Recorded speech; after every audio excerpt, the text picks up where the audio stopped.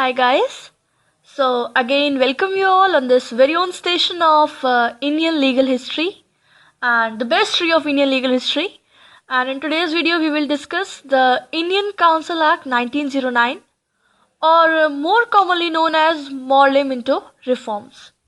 So before starting this video, before starting this topic, I want to tell you one thing that guys I have made my blog by the name Aradhya Gupta 80, so you may check that, and even I have given that link on this description box of this video, so you may go through. I want you to go through that once, and yeah, also give your feedback there on that feedback option.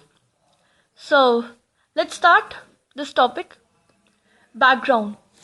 सबसे पहले हमें ये जानना है कि ये act पास कैसे हुआ, मतलब इस एक्ट का क्या बैकग्राउंड था. So John Morley an advocate became the new secretary of states in December 1909.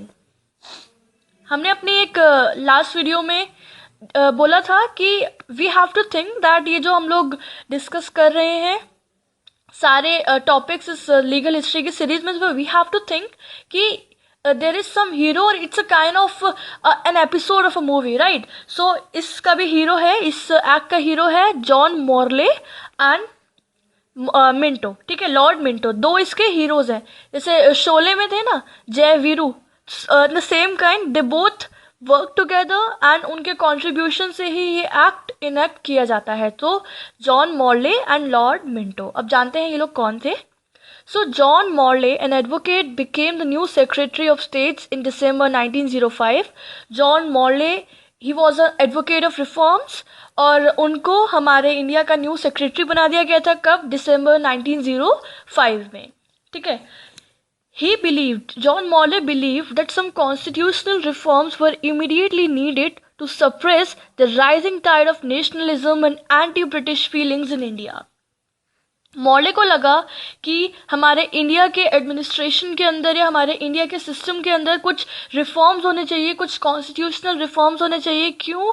ताकि जो हमारे इंडिया के जितने भी लोग हैं, नेटिव्स हैं, उनके अंदर जो ब्रिटिशर्स के अगेंस्ट जो कहते हैं ना रिवॉल्ट की फीलिंग क्रिएट हो रही है, या फिर जो एंटी ब्रिटिश फीलिंग क्रिएट हो रही है, या फिर जो नेशनलिज्म की जो ये हवा चल रही है, ये जो टाइड्स राइज हो रही है, हमें उन्हें सप्रेस करना है, उसको बढ़ने नहीं देना है. सो इस बिलीफ के साथ ये उन्होंने बोला कि कुछ कॉन्स्टिट्यूशनल रिफॉर्म्स हमें इंट्रोड्यूस करने की ज़रूरत है.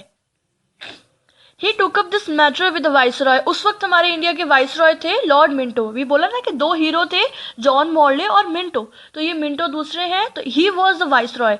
मॉर्ले कौन थे? He was a secretary, new secretary of states, and Minto was the viceroy. So in consequence Lord Minto appointed a committee. किसके कंसिक्वेंस में?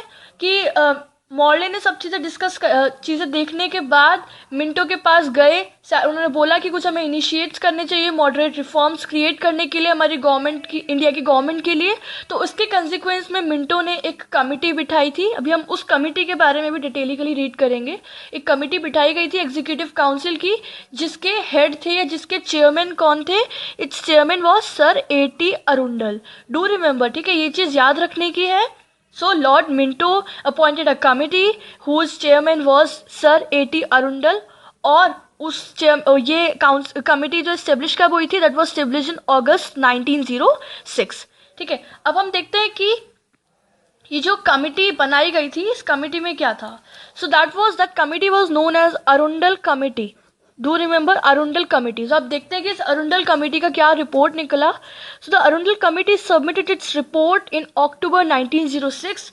अगस्त में ये बनी थी और अक्टूबर में इसने अपना रिपोर्ट सबमिट किया.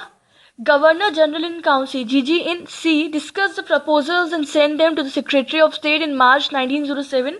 गवर्नर जनरल इन काउंसिल ने इसके सारे प्रपोजल्स को डिस्कस करा, रीड करा और वापस ये सेक्रेटरी जो थे मॉर्ले को वापस भेज दिया. कब भेजा? मार्च 1909 में. Mr. Morley immediately consulted his council and returned them to the government of India for reference to the local government to invite their opinion. अब मिस्टर मॉर्ले जो थे, जो हमारे यहाँ के सेक्रेटरी थे, उन्होंने इस सारे प्रपोजल्स को कंसल्ट किया काउंसिल के साथ, ठीक है, और ये वापस गवर्नमेंट ऑफ इंडिया में को रिटर्न कर दिए गए। किस लिए? ताकि जो अलग अलग स्टेट्स की अलग अलग प्रेसिडेंसीज की जो गवर्नमेंट्स हैं, जो जितनी भी लोकल गवर्नमेंट्स हैं, वो लोग इस पे अपना रेफरेंस दे सकें, अपना ओपिनियंस दे सकें, इसलिए उनको ये सब भेजे गए थे। ठीक है, and it took around a period of 1 year to know the views of the local governments and the public. इस चीज़ को पूरे इस आई कैन से कि इस पूरे डिस्कशन में या इस पूरे सिस्टम चेंजिंग में कि ट्रांसफ़र करना प्रपोजल्स यहाँ से सेक्रेटरी के पास, सेक्रेटरी से लोकल गवर्नमेंट के हेड्स के पास, तो इस पूरे टाइम पीरियड इसमें लगा पूरा 1 साल लगभग लगा था सारे पब्लिक का या लोकल गवर्नमेंट का व्यूज़ कलेक्ट करने में। ठीक है, and finally a short bill incorporating the proposals was introduced in the House of Lords which became the Indian Council Act 1909. House of Lords, okay, आज का क्वेश्चन इस वीडियो का कि हाउस ऑफ लॉर्ड्स हमारे इंडिया की कौन सी है? I mean India में अगर कंपेयर करें तो हाउस ऑफ लॉर्ड्स लोकसभा है या राज्यसभा है? Question of the day. Okay, so क्या हुआ, हाउस ऑफ लॉर्ड्स के अंदर सारे प्रपोजल्स जिसके डिस्कस किए गए, इनकॉर्पोरेट करके एक शॉर्ट बिल बनाया गया, जो कि क्या बन गया आज का हमारा इंडियन काउंसिल एक्ट 1909। तो ये था हमारा बैकग्राउंड और ये था हमारा अरुंडल कमेटी का रिपोर्ट। अभी नेक्स्ट हमारा इस टॉपिक के अंदर प्रोविजंस हैं, अप्रेजल है, जो कि हम अपने नेक्स्ट वीडियो में डिस्कस करेंगे।